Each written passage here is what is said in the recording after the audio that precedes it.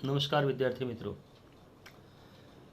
पहले काव्य का आप लोगों ने स्वाध्याय कार्य खत्म कर दिया होगा, आशा करता हूँ कर दिया होगा, मुझे पता है। दूसरा पाठ पढ़ाने से पहले मैंने आप लोगों को सूचना दी थी कि व्हाट्सएप पर आप वीडियो तो देखते देखते, लेकिन साथ ही साथ मेरे यूट्यूब चैनल पर भी जा कर के आप वीडियो देख सकते हैं। उसके लिए आपको मेरा यूट्यूब चैनल जो है वो खोलना पड़ेगा और सब्सक्राइब करना पड़ेगा, जो आप लोगों ने अभी तक किया नहीं है।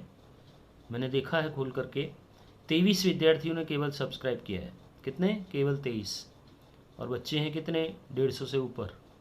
इसलिए ये वीडियो भी आप व्हाट्सएप में देखो, लेकिन यूट्यूब पर मेरा नाम सर्च करके और चैनल को सब्सक्राइब करो, ताकि जो भी वीडियो मैं बनाऊँ, जो भी वीडियो बना के अपलोड करूँ, आपको उसका मैसेज तुरंत मिले।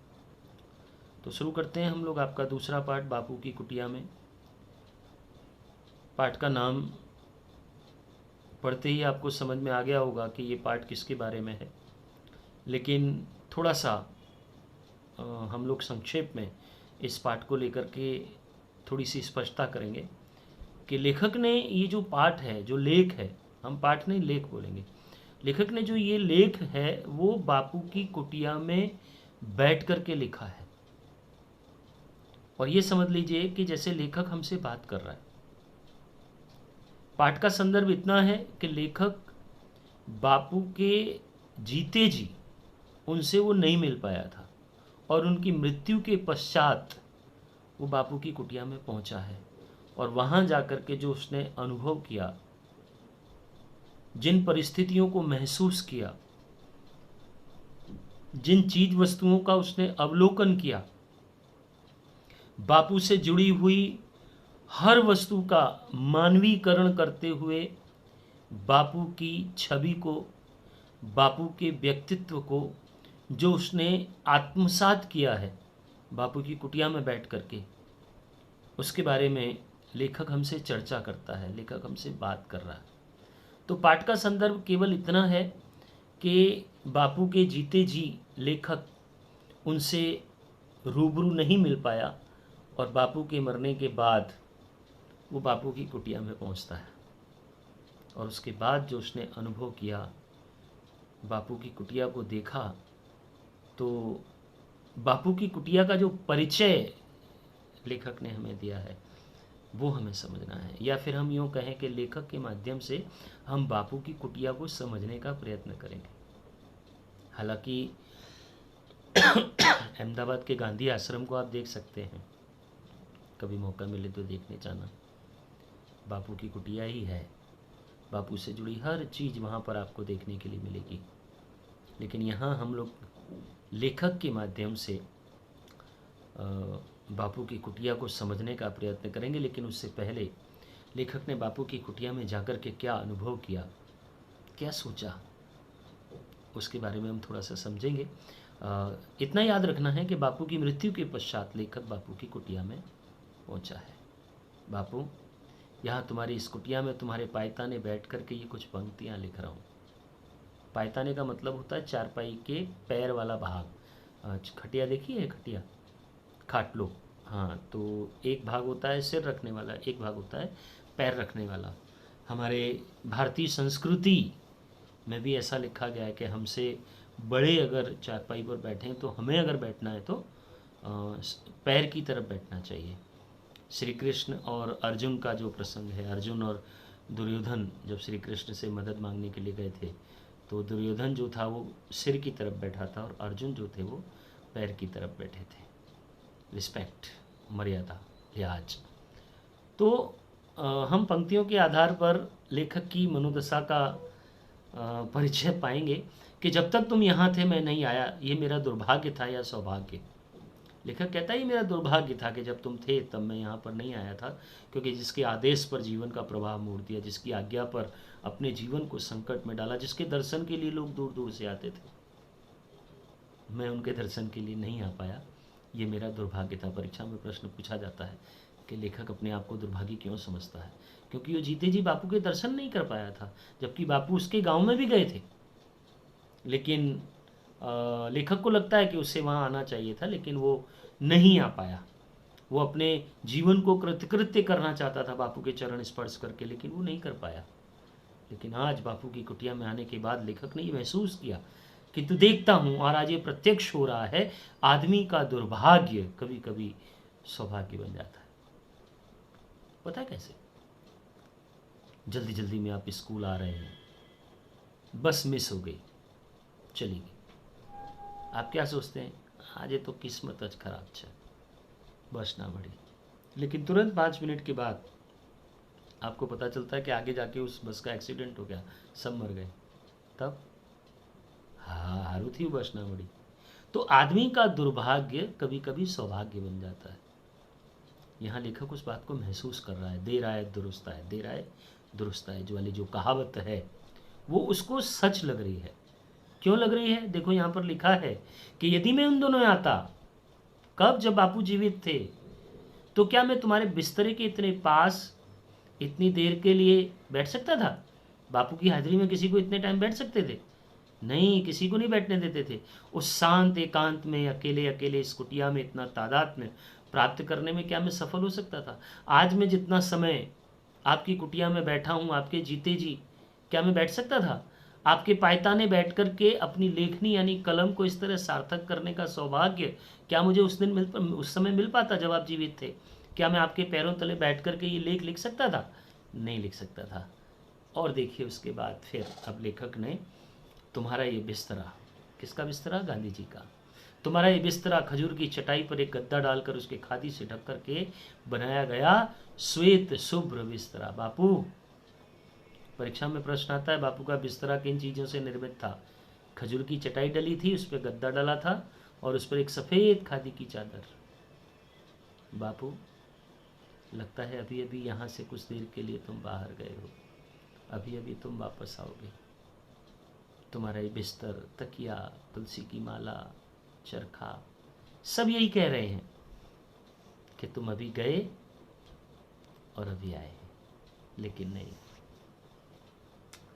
देखिए, एक एक वस्तुओं का मानवीकरण किया लेखक ने यहाँ, कि ये जो तुम्हारा बिस्तरा है, हमारा जो तकिया है, तुलसी की माला है, तुम्हारा ये जो चरखा है, वो ये कह रहे हैं कि बापू अभी गए हैं और अभी आएंगे। लेकिन नहीं, कुटिया के दाहिनी द्वार पर निकट घड़ी और खड़ाऊं, लकड़ी की बनी चप्पल, बापू की घड़ी और खड़ाऊं ये कह रही है कि तुम किस भ्रम में हो। क्या बापू हमको छोड़ करके कभी बाहर निकलते थे? दोनों आपस में बात कर रहे हैं, क्योंकि घड़ी और खड़ाऊं के बिना तो बापू कहीं नहीं जाते थे। वो बाहर नहीं गए हैं। लेखक का हृदय बोला, तो क्या बापू यहीं हैं? कहाँ हैं? बताओ बिस्तरे, हमारे राष्ट्र के बापू कहाँ हैं? बिस्तरा नहीं बोलता, लेकिन बापू के 3 बंदर,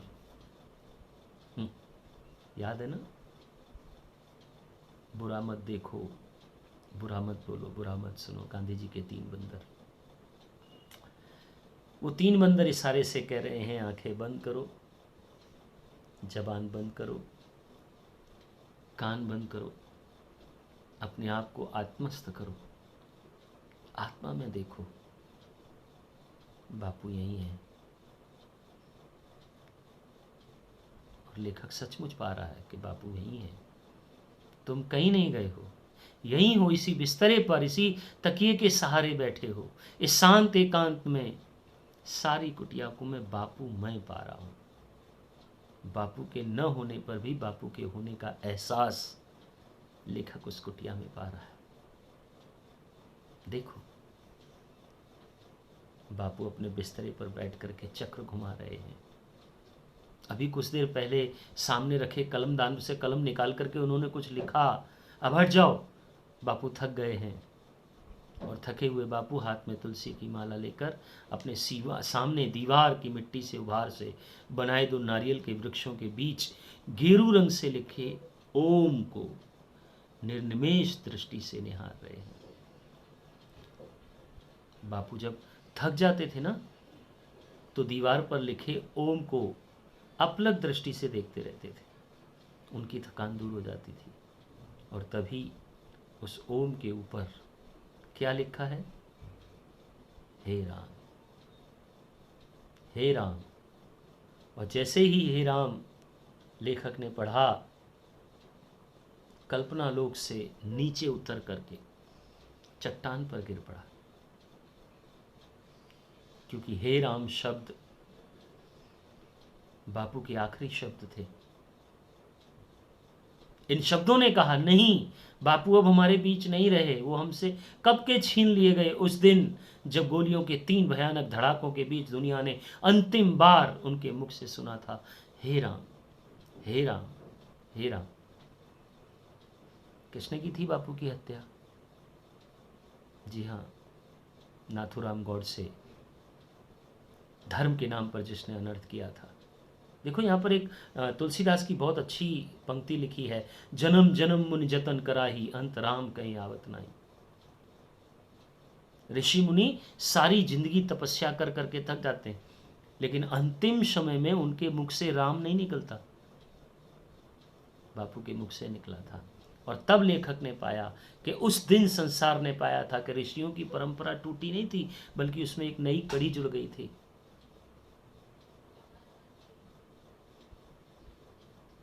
महात्मा गांधी, महान आत्मा, काश ये ज्ञान उस अज्ञानी को हो पाता। किसको? नाथूराम गॉडसे को, जिसने हिंदुत्व के नाम पर इतना बड़ा अनर्थ किया।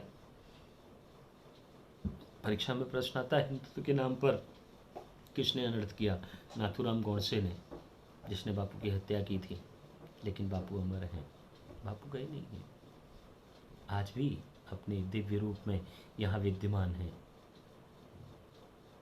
जब तक चांद, तारे, पृथ्वी, अंडज, पिंडज, आकाश, पाताल रहेंगे, तब तक बापू का नाम इस पृथ्वी पर रहेगा। बापू आज भी जीवित हैं, अपने विचारों से, अपने कर्मों से, अपनी सोच से।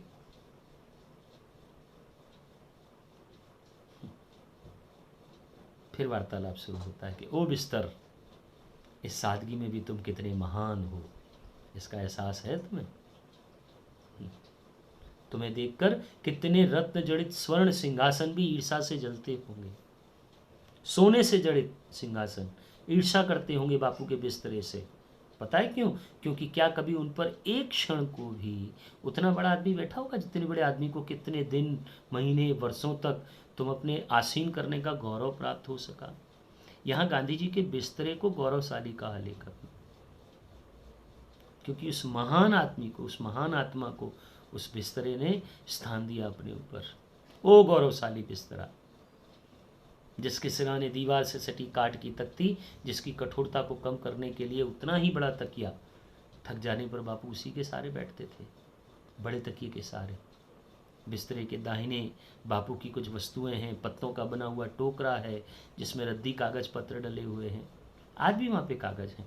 उसी के बिल्कुल समीप दीवार से सटा पीतल का थूकदान, जिसे बापू स्वयं साफ करते थे। थूकदान जिसमें बापू थूकते थे, खुद साफ करते थे। कलमदान भी रखा हुआ है, लेखनी भी रखी हुई है। ये जादू भरी कलम है जिसकी नोक से न जाने कितने प्राणों को उद्वेलित किया बापू ने। एक स्टैंड पर एक पेंसिल रखी हुई है। फिर ये चक्र, जिसके चक्कर से सारा भारत नाचता था। जब जब गांधी जी ने चक्र घुमाया, पूरा भारत नाचा। जैसे कृष्ण की बांसुरी पर गोपियां नाचती थी, वैसे सारा भारत नाचता था। अपने परिवार को भूलकर, कुल परिवार को भूलकर, संसार को भूलकर।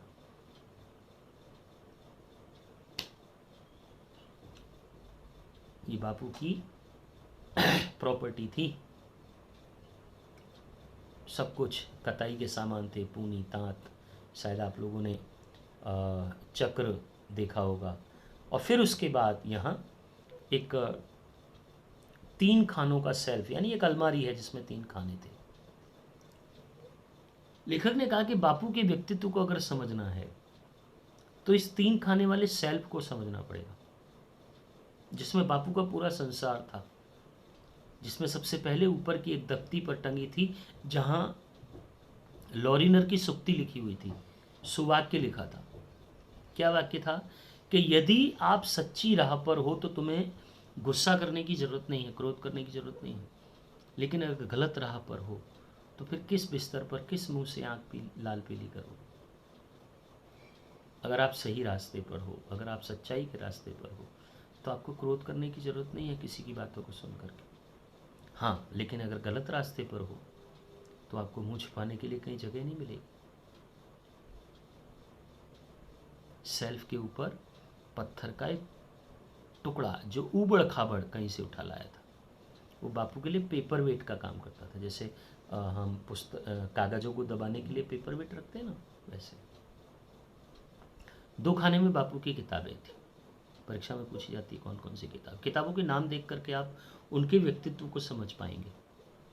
सार्थ गुजराती जोड़नी कोश, रीथिंकिंग क्रिश्चियनिटी, हजरत ईशा और ईसाई धर्म, भगवत गीता। और दूसरे खाने में रामचरितमानस, स्वास्थ्यवृत्ति, आश्रम भजनावली और गीता आण गीताएं। धर्म से संबंधित पुस्तकें, व्याकरण से संबंधित पुस्तकें, साहित्य से संबंधित पुस्तकें, भागवत गीता, रामचरितमानस, स्वास्थ्य से संबंधित पुस्तकें, भजन से संबंधित पुस्तकें। मतलब सारी पुस्तकें उनके सेल्फ में थी। खानों के आगे एक डिब्बा था जिसमें सूत्र रखा रहता था। और फिर वे 3 सुप्रसिद्ध बंदर। यहाँ फिर उन बंदरों के विचार बदले। देखो, पहले हम लोगों ने देखा था कि बंदर इशारे से कह रहे थे कि आंख बंद करो, कान बंद करो, जबान बंद करो, अपने आप को आत्मस्थ करो, बापू यहाँ हैं। लेकिन यहाँ देखिए, वे 3 सुप्रसिद्ध बंदर जिन्होंने इतिहास में स्थान पाया। लगता है वो तीनों बंदर इस सूने वातावरण में घबरा गए हैं। ये उस समय के बंदर हैं जब बापू की हत्या हो गई थी। जैसे एक ने बापू की मृत्यु की खबर सुनकर अपने कान सदा के लिए बंद कर लिए। एक आंखों पर हथेली रख करके छुप करके रो रहा है, और तीसरे ने अपने मुंह पर हाथ रख लिया है और शायद ये कह रहा है, अरे अब हम तुम क्या बोलेंगे। जिससे बोलना था वो तो इस कुटिया को, इस बिस्तरे को खाली करके सदा के लिए चला गया। और उन तीनों बंदरों की बगल में चिकने पत्थर का एक खुशनुमा टुकड़ा जिस पर लिखा था प्रेम ही भगवान है, और 2-3 फुटकर चीजें, लव इज गॉड। बापू ने भी कहा था कि प्रेम भगवान है।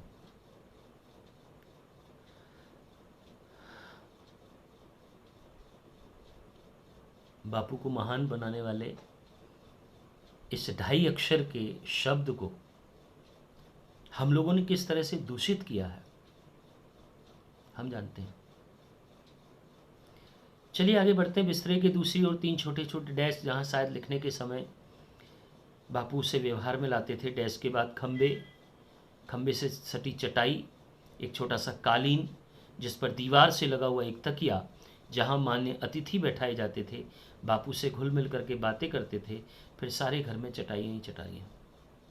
और पता है, इन चटाइयों पर देश के बड़े बड़े लोग बैठते थे बापू से बात करने के लिए। बापू चक्र घुमाते जाते थे और बात करते जाते थे। मतलब हमेशा वो चेतावनी देते थे कि समय मत बर्बाद करो, बात करते जाओ और काम करते जाओ। हम लोग क्या करते हैं, बात करते समय काम बंद कर देते हैं। लेकिन यहाँ ऐसा नहीं है। लेखक ये बात सोच सोच करके मंत्रमुग्ध हो रहा है कि ये वही चटाइयाँ हैं जिस पर दुनिया के बड़े बड़े लोग बैठ करके बापू से बातें करते थे। इन चटाइयों के ऊपर एक दफ्ती पर क्या लिखा हुआ है पता है? कि झूठ शब्दों में निहित नहीं है, छल करने में है। चुप्पी साध करके भी झूठ बोला जा सकता है। दोहरे अर्थ वाले शब्दों के प्रयोग द्वारा, किसी शब्दांश पर जोर देकर, आंख के संकेत से किसी वाक्य को विशेष महत्व देकर के भी झूठ का प्रयोग होता है। वस्तुतः इस प्रकार का मिथ्या प्रयोग शाप शब्दों में बोले गए झूठ की अपेक्षा कई गुना बुरा है। कहते हैं कि झूठ मत बोलो, झूठ बोलना पाप है। लेकिन जरूरी नहीं है कि झूठ मुंह से बोला जाए, आंखों से भी झूठ बोला जाता है, चुप रह करके भी झूठ बोला जाता है, दोहरे अर्थ वाले शब्दों से भी झूठ बोला जाता है, किसी शब्द पर भार दे करके भी झूठ बोला जा सकता है। लेकिन ऐसे झूठ मुंह से बोले गए झूठ की अपेक्षा बहुत बुरे होते हैं। बापू की इस कुटिया के 3 भाग है, ध्यान रखना। कितने भाग? 3 भाग हैं। एक भाग ये है जहाँ पर लेखक बैठा हुआ है, इसके बगल में मध्य भाग है जहाँ एक कोठरी है, जिस चौकी पर एक बिस्तरा सिमटा हुआ रखा है। इस कोठरी में अंतिम दिनों में बापू की सेवा करने के लिए राजकुमारी अमृत कौर रहती थी। प्रश्न आता है, अंतिम दिनों में बापू की सेवा कौन करता था? राजकुमारी अमृत कौर। और इसके तीसरे भाग में बापू का स्नानागार है, नहाने की जगह। कितनी सफाई, कैसी स्वच्छता। बापू अपने कमोड को स्वयं साफ करते थे। लकड़ी का ब्रश था, फिनाइल की शीशी थी, पानी की बाल्टी थी, मिट्टी के हंडे थे। इस भाग को भी 2 हिस्सों में बांटा गया था। एक में शौच थी, स्नान के सामान थे, दूसरे में चौकी जहाँ कुछ तख्ते हैं। बापू के शरीर पर यहाँ तेल की मालिश की जाती है। बापू की कुटिया की एक एक वस्तु को अपलक दृष्टि से देख रहा हूँ और लिख रहा हूँ। बांस और लकड़ी की बनाई हुई ये कुटिया, ऊपर खपरेल, दीवारें बांस की फट्टियों की है जिन पर चटाइयाँ लगाकर ऊपर से मिट्टी से पोत दिया गया है। कहीं भी चूना या किसी रंग का प्रयोग नहीं किया गया। दरवाजे और खिड़कियाँ काफ़ी हैं, हवा और रोशनी की कमी नहीं है। लेखक के साथ साथ इस बापू की कुटिया में हम लोग भी बापू की जो यादें हैं, बापू की जो स्मृतियां हैं, उसमें ओतप्रोत हो गए। खैर, चलिए वैकल्पिक प्रश्न जो है उनको हम लोग देख लेते हैं, जिन्हें आपको चौपड़े में लिखना है। लेखक कहाँ बैठा है? तो लेखक पायताने बैठा हुआ है। सेल्फ के ऊपर रखा पत्थर का टुकड़ा कैसा है? जो पेपर वेट का काम करता था, ऊबड़ खाबड़ है। चिकने पत्थर के टुकड़े पर क्या लिखा है? लव इज गॉड, प्रेम ही भगवान है। और बापू की कुटिया के कितने भाग हैं? बापू की कुटिया के 3 भाग हैं। एक एक वाक्य प्रश्न देखो। लेखक ने विश्ववंद व्यक्ति किसे कहा? लेखक ने विश्ववंद व्यक्ति गांधी जी को कहा। बापू का बिस्तरा किन वस्तुओं से निर्मित है? आप लोगों को मैंने बताया था, खजूर की चटाई, गद्दा डला हुआ है, सफ़ेद चादर है। 3 बंदर क्या कह रहे हैं बापू के? आंख बंद करो, कान बंद करो, जबान बंद करो, आत्मस्थ करो, बापू यहीं पर है। हिंदुत्व के नाम पर किसने अनर्थ किया? नाथूराम गौडसे ने। अंतिम दिनों में बापू की सेवा कौन करता था? राजकुमारी अमृत कौर करती थी। और थक जाने पर बापू किसके सहारे बैठते थे? थक जाने पर बापू बड़े तकिए के सहारे बैठते थे। इसके आगे के जो प्रश्न हैं आप लोग पढ़ लीजिएगा, देख लीजिएगा। और पाठ को आपको कम से कम 1 से 2 बार पढ़ना है। हालांकि पूरे पाठ में हम लोगों ने देखा कि लेखक किस तरह से बापू की कुटिया में गया और जाकर के बापू को अपने पास पा रहा है, और इसी अनुभव को हमें भी अनुभव करना है। तो पाठ पढ़िएगा और साथ ही साथ वैकल्पिक प्रश्न और स्वाध्याय का जो एक एक वाक्य प्रश्न मैंने आप लोगों को पहले भी कहा था, आप लोग अपने चौपड़े में लिखते रहिएगा। मुझे जब भी समय मिलेगा आप लोगों को मैं आप लोगों से मंगा लूँगा। फ़िलहाल फ़ोटो खींच करके आप लोग ज़रूर भेजेंगे। और हाँ, यूट्यूब पर जा कर के मेरी चैनल को सब्सक्राइब करो, क्योंकि इसके बाद कई वीडियो ऐसे होंगे जो अभ्यासक्रम से अलग परीक्षा की तैयारी के लिए कुछ इंपॉर्टेंस बातों के लिए होंगे। जो मैं वीडियो अपलोड करूँगा आपको तुरंत मैसेज मिल जाया करेगा। तो पाठ को पढ़िए और समझने का प्रयत्न कीजिए। मिलेंगे हम लोग अगले एक वीडियो में। तब तक पढ़ते रहो।